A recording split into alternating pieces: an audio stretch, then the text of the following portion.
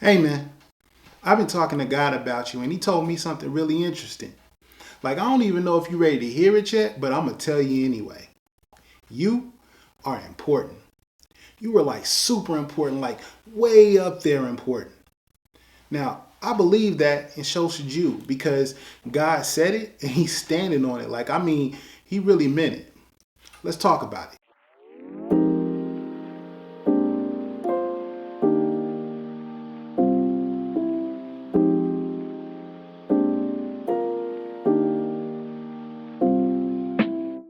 Hey friend, I'm Pastor Corey J, and I want to welcome you to Open Grove.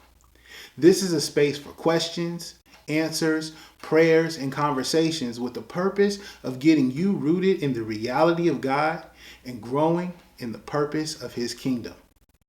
And today we're talking about something very important. You. Well, you and me. Well, it's really about God and how He gave us value, but we kind of start everything with us anyway, so I'm kind of cool with that.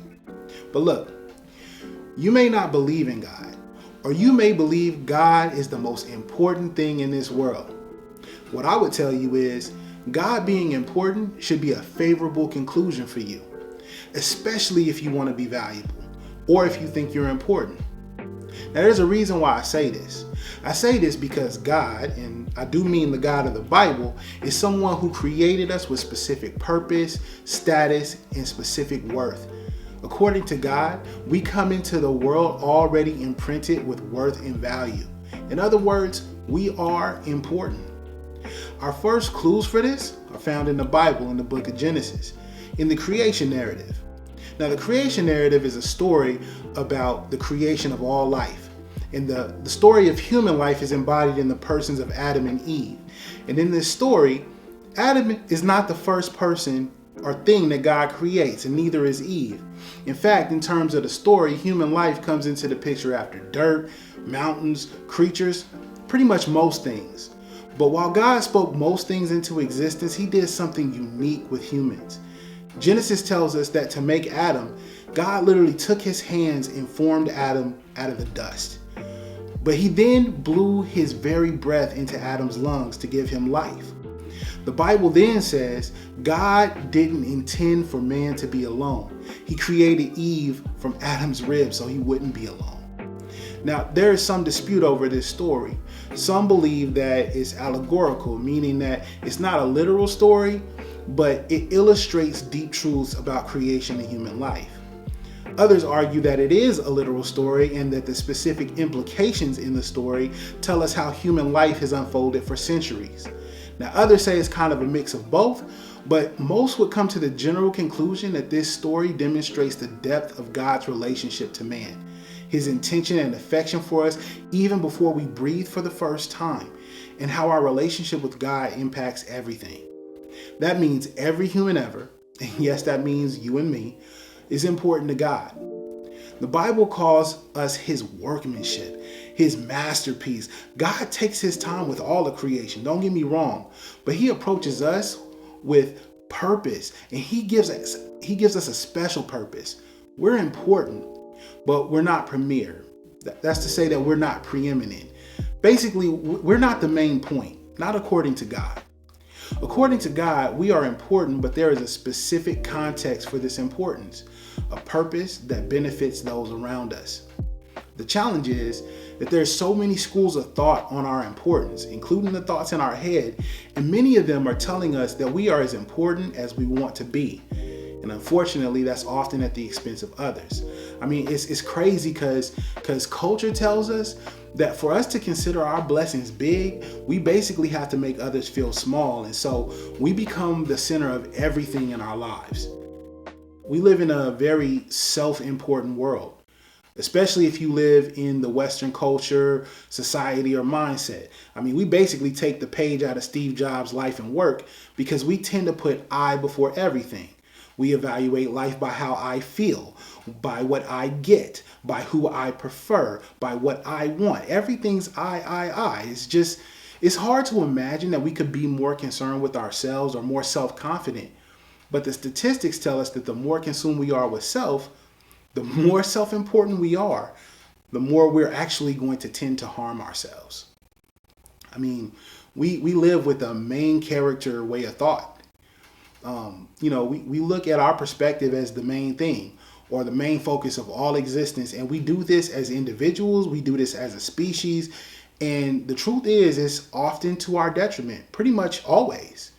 Maybe it's anecdotal for me to say this, but I really believe every school of thought that doesn't center life on God is preeminent, and people as those who we love and serve with our daily lives, it brings life down to being a pointless pursuit of things.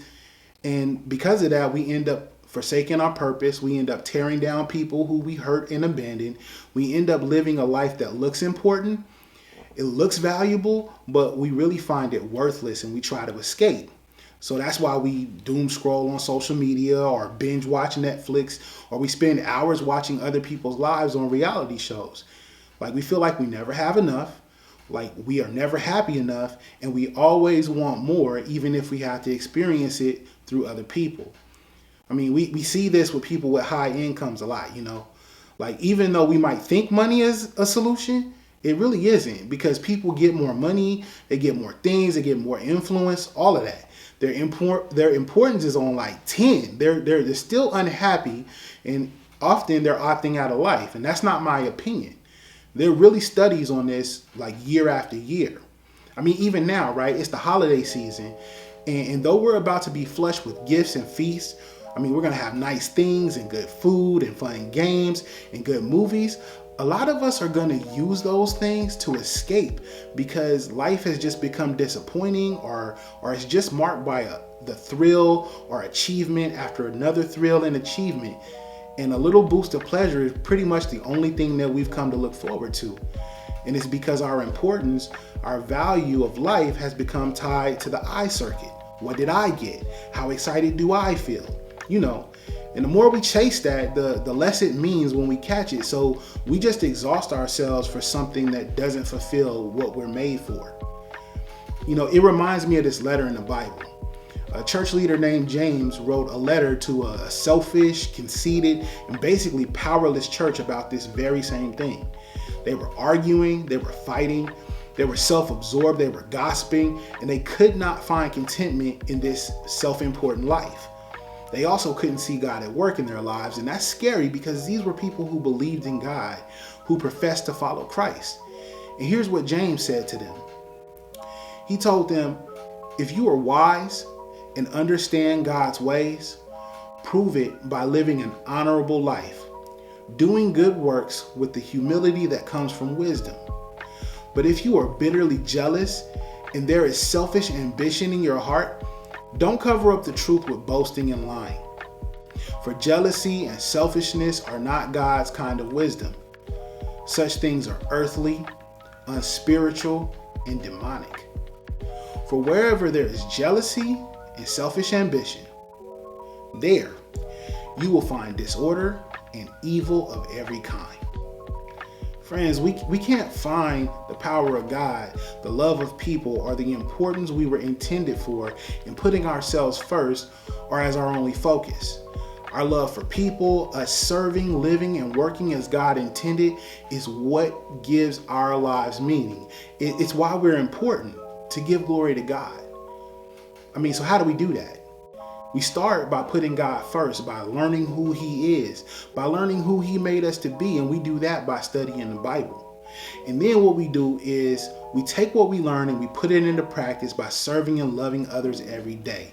Because when we do that, not only do we give love, but we experience it. Not only does it feel important, but it truly makes who we are and the lives we lead the invaluable, precious things that God intended them to be. So like I said, you watching or listening to this right now, you're important because God says so. So I encourage you to live like it. If you don't know God, if you don't know Jesus Christ, that's the place to get started. I would love to help. And contact information is on the screen, so you can email questions, prayers, any of your thoughts on this, and we can talk.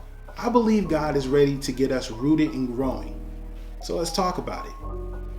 And of course, until next time, and next time will be very soon, remember that there is a life that we've yet to see and a Lord worth spending forever with.